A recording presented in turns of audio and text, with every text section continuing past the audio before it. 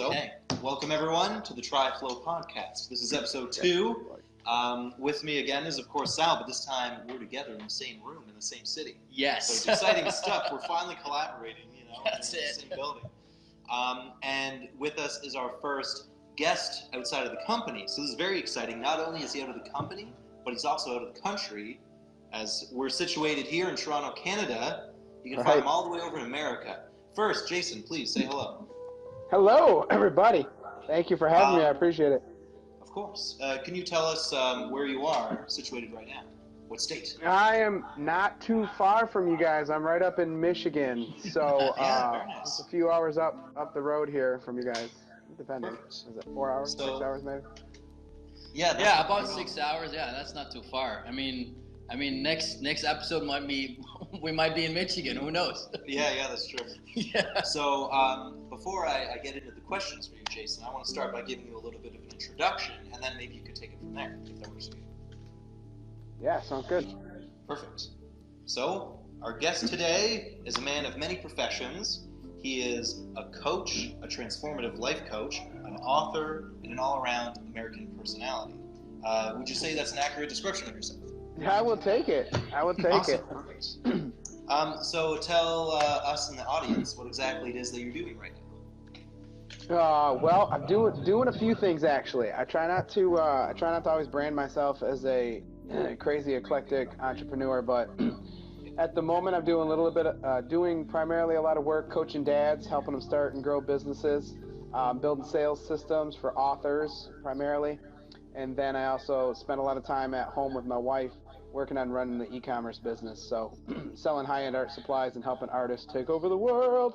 Awesome. Nice. Well, yeah, I couldn't be more behind what you're doing. It's incredible. Okay, so the first thing I want to start with is your Twitter profile.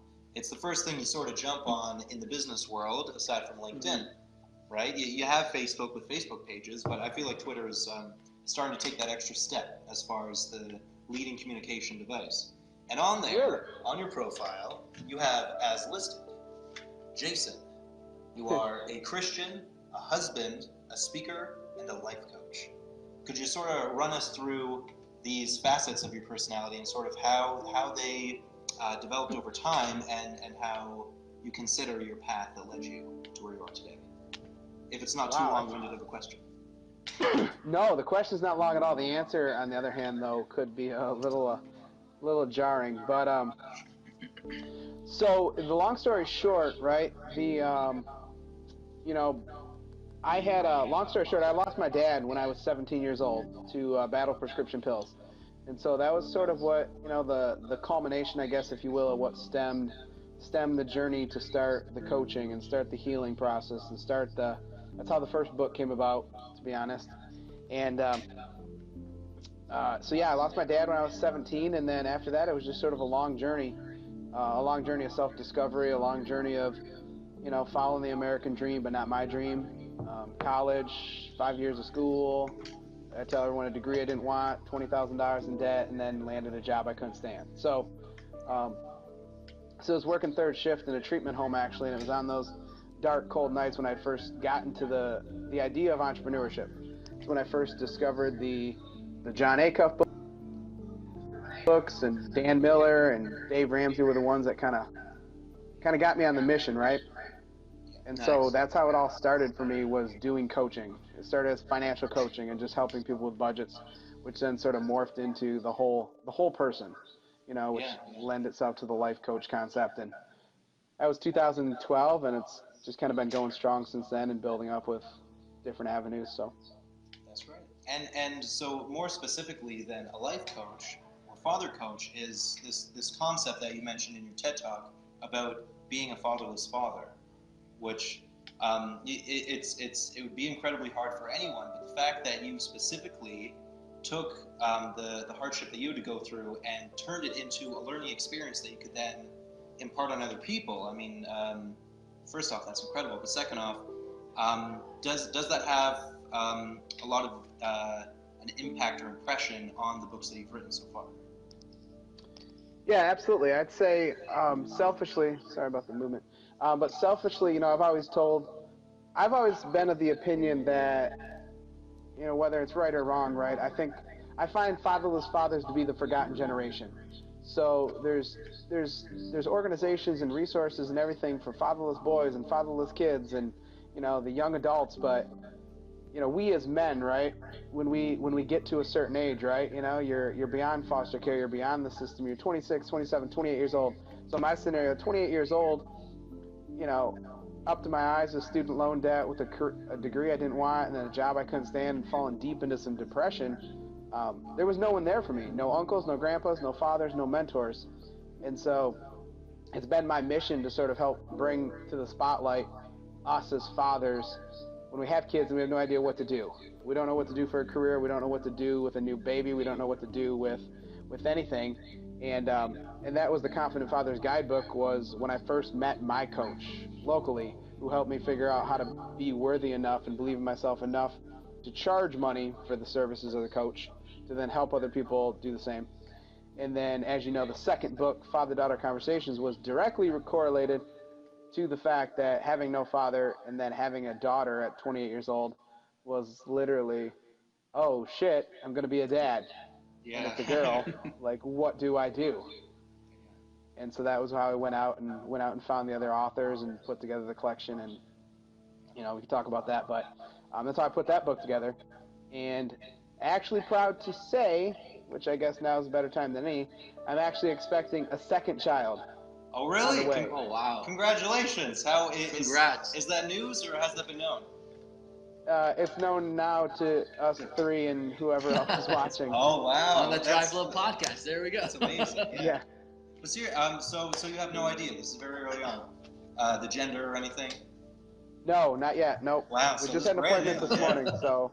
Wow. Nice. Well, seriously, congratulations. That's incredible. So, Jason, are we going to have another book coming or what?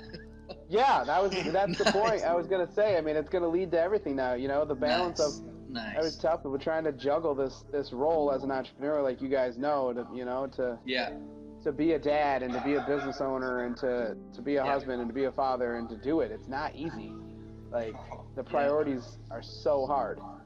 Yeah. But it's one of those things where, you would hope that maybe there'd be a natural guidebook, like in instincts or something, but there really isn't, especially in the modern world. So the fact that you're able to juggle these things is extremely impressive. And just another topic to hit on there, but the Christianity side of things. Is that something that developed as these situations came about? Or is this something that sort of helped you along the way from your childhood? no, I've always been. It was one of those things, right? So, how do you say? Born and raised the religious man, right? As a Lutheran home, strong background. My dad was the one that would always make sure we made it to church on Monday night if we didn't go Sunday morning. And as the story unfolded, right, after I lost my dad, truth be told, the last church that I'd gone to with my family, like with my dad, was a church out in Saginaw here locally. And I remember that was the last church that we sort of went to as a family. And then I fell out of it for a while until I found my wife, who was devout Catholic. So, brought up Catholic, devout Catholic parents, and then we got engaged and we had gone to that church. And so then I went on that mission, sort of for the year and a half or so, with an incredible priest, an incredible mentor, and helped me, really heal with a lot of things as well that I was going through at the time, and then fell off again. So I look at myself as more of a believer in Christ and a Christian, but not so much a religious kind of guy, Not on the practicing side, but just on the philosophical. Right. Definitely, Yeah, God's absolutely. definitely been part of my story, and I used to always hide that, which was interesting, as you mentioned it. It was always kind of a concept, right, of, I remember when I gave my TEDx talk too, right? You can stand on the stage in front of thousands of people, right? And you can say, I was at my lowest and God really picked me up. And you can instantly shut off half of the room. But you can also instantly awaken the other half. Yeah. And so It's as the give and take. as entrepreneurs, we have to find what's most authentic to us and just know that I believe you can never say the wrong thing to the right person. So. Yeah. And plus, you shouldn't try to be something else, unless you're Disney and you're just trying to reach the entire demographic. But you have yourself, especially as an entrepreneur. So you have to use every facet of yourself, right? Rather than try to get as many people as possible. you are you, so that's the only sort of asset you have to use.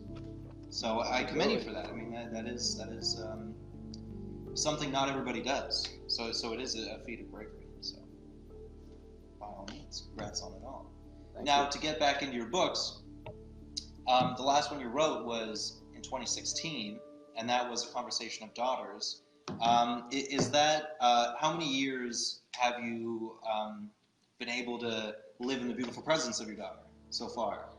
Is that right when she was born, or has it been a few years? No, Father-Daughter Conversations came out 2017, right around Father's Day. 17. My daughter was born in 2015, so she turned 4 in February. So she's a little turning on 4 now, a little rugrat. And yeah, that's when they start Yeah. talking a lot, right? Yeah. Yeah, I think I saw your daughter, Jason, at the Fun Hacking Live, along with your wife as well. I think you were walking in the corridor. And, Yep. I'm like, oh, this is your daughter. And yeah, I saw her walking there. You brought her to the conference. Yeah, that was pretty nice. You keep them around you all the time, which is really nice. Yeah, that was cool. I remember I was actually thinking about you a couple days back when I was, as one of my many to-do lists was to follow up with people that I met. Yes. And like right before you messaged me, actually. But, yes. But yeah, I remember we ran into you, and it was cool because we had just gone back from Canada, so we took our Oh, our really? trip to Niagara Falls Nice. not too long ago, and Nice. we've experienced traffic in Ontario, or was it Toronto? I don't know, wherever that big Toronto, old yeah. thing. The 401. That's heavy, yeah. You're not gonna have fun. That's when you know you got to Toronto, when you hit the traffic. Yeah, well, next time you come here, Jason, let us know. We'd love to meet you and see you and show you around too. Yeah, that would be awesome. Yeah. So another question I've got for you here, Jason. Hit me. So the books have come out, and since then, obviously, you're balancing being a life coach and sort of being enveloped in that world of the father, husband, coach. What sort of plans do you have in the future? Obviously, aside from having another child, which would mean another potential book, are there any other avenues that you've maybe explored in your head that you're interested in, or do you just have any interests that maybe you won't jump into, but sort of fascinate you from the business side? Yeah, I do have something actually pretty exciting, if I can announce right now, that's in the works. And if Sal would know this too, going to Funnel Yes. Hacking Live, you remember the was it Christy Code Red Nickel and the challenge funnel, right? Yes, I do remember the challenge funnel. Yes. Yeah, so I got Nice. back from Funnel Hacking Live, right, Yes. all fired up with this mindset, Nice. like I'm gonna do a challenge. Nice. So I need to do a Nice. challenge for the book, and it's in fruition right now, actually. So I jumped on with Amazing. Austin Ford, Challenge Creation Bootcamp for everyone that hasn't checked it out, and we've been going Nice. through it for the past 14 days. So May 1st is the live date for the new father. It's actually called One Conversation Away Challenge. That is amazing. That's fantastic. That's incredible. Please keep me posted. I would love to take part in that, and we'll also have some sort of way where we can link people to it too that are interested. So what is the challenge going to be about? If you can just give us a little snippet, because I'm sure it's packed with value, and that's kind of the purpose of this, to bring people that are from different expertise that can share their knowledge. And also for somebody who's watching this podcast right now or later down the road that's interested in this avenue of writing or becoming an author, tell us a little bit more about the challenge. I'm excited. So it's called One Conversation Away, Better Nice. Engage and Fully Connect with Your Daughter in 14 Days. So it's based around the book. It's gonna be jam-packed with the concepts in the book, Father-Daughter Conversations, and it's gonna help dads to literally have the conversations that they don't know how to have. So dads, we just, men don't know how to talk. We don't know how to act half the time. That is true. Especially, men with teenage daughters, right? They literally do not know how to have meaningful conversations. And I just did a live a couple days ago about a conversation I had with my mother. And, and Russell talks about one funnel away, right? You are literally, whether it's your relationship with your spouse, your child, your daughter, your wife, your business partner, it could be the two of you sitting next to each other. You are literally or a client. You are one conversation away from turning the corner on the rest of your life. And So I have conversation starters. I have questions I put at the end of each chapter of the book based on the story that the other fathers wrote. And Nice. so this challenge is going to force dads to have meaningful conversations every day for 14 days Nice. to better become the husbands they were meant to be. So basically, it's going to be like a 14-day challenge. What should fathers that want to join in this challenge expect? Like you're going to be going live, or you're going to be giving them questions, worksheets, things that they can do with their daughters and things like that. Yeah, absolutely. So it's going to be me doing live. I'm going to be going live, doing live coaching. So it's going to be live coaching with me for 14 days. Nice. We're going to have PDFs. We're going to have worksheets. We're going to have homework. We're going to have templates. We're going to have, super dad calendars. We're going to have super awesome activities, right? So those things that most people don't realize, right? I tell people it's visualizations, it's mindset training, it's everything that you need. So for all those dads that I tell people, it's not another Facebook group for dads to bash their wives and rah-rah about how big their beard is. Yeah, because I mean, of course, I mean, you've mentioned about the book and the way, and sorry, I'm taking over here, but this is kind of where I really want to get into a little bit more of marketing too, and kind of like figuring out the direction of who this challenge is for, and why really should fathers join in. Because I mean, you touched up a little bit on the book and how you wrote it, for your daughter, and what is it that inspired you to write the book? I mean, yes, men, and fathers, men who become fathers are it's hard for them to have the conversations, to get into their feelings and things like that, and eventually, what are some of the things that if they don't join in the challenge, what are they going to be missing out on? What kind of things that you've experienced when you had these conversations that really kind of gave you that aha moment that you should be having these conversations more than you're not? I hope that question is clear. It's a very complicated question, but yeah. Clear as mud, man. Nice. So I'll be honest. I tell people, I was selfish when I wrote the book, right? Yeah. So I wrote the book for me.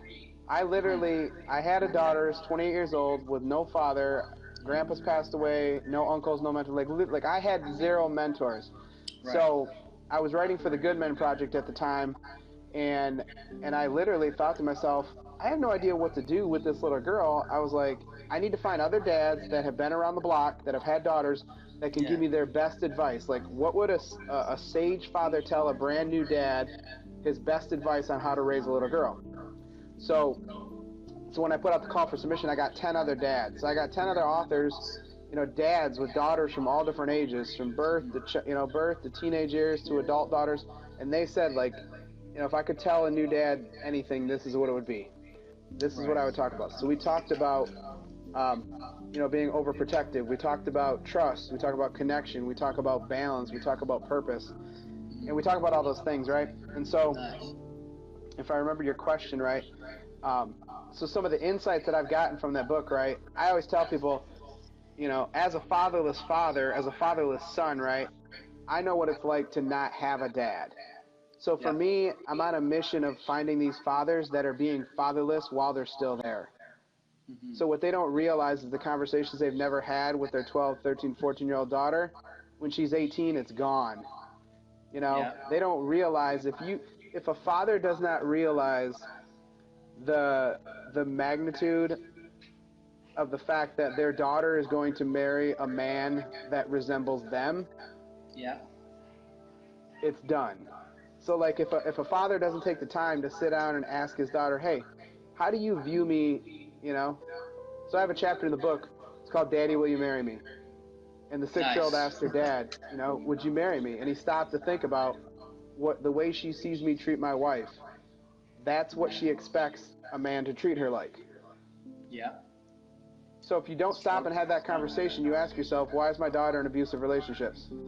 Why is my daughter sleeping around? Why is my daughter seeking validation from other men? Well, because that's what she saw her dad do. Nice. Yeah. And you can get deep and you can get complex like that, but you can also say, hey, look, Am I being too protective of my daughter because my parents were too protective of me? So stop and have the conversation. Ask your daughter. You know. That's awesome. Thank you. That was a great answer, and I'm sure the viewers have gotten the point and really understand the complications and also the benefits and the reason why you're doing this, which is for all the reasons that you just mentioned. And the only thing is that we need to figure out how we can link them to that. But yeah. Of course. Well, I mean, I gotta say, after that explanation, I think I'm ready to have done it.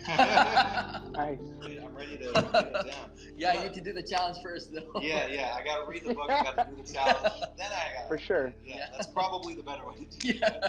Yeah. Still, yeah. Thank you so much for coming on, Jason. Honestly, it's been incredible having you here. I got one more question for you. Are there any parting words of wisdom you might want to say just to the audience in general or to fathers before you part ways, right? What's like the one thing that you would always want to say? I want to say two things. Number one, I want to give every single person out there listening, whether it's a dad who's doing business or a dad who wants to do business or not, a mother, a son, a husband, a brother, a father, a sister, I want to give you permission to go be yourself. Because I see you two guys as young entrepreneurs, right?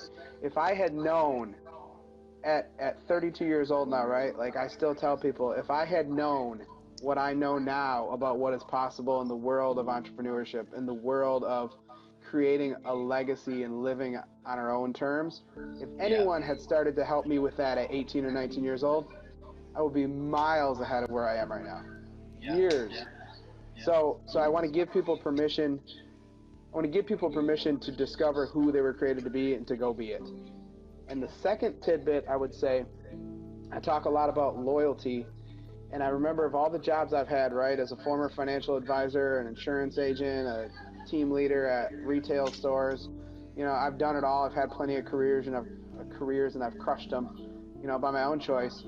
I want people to remember that when it comes down to loyalty, you can only choose to be loyal to your employer, or you can choose to be loyal to the people you intend to serve.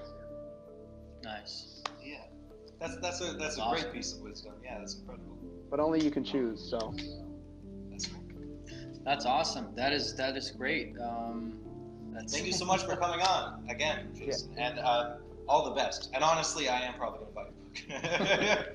I feel like there's a lot of stuff you can gain in there. Yeah. Yeah. Oh, really? You can actually get a free copy of the book at father-daughter-conversationsbook.com.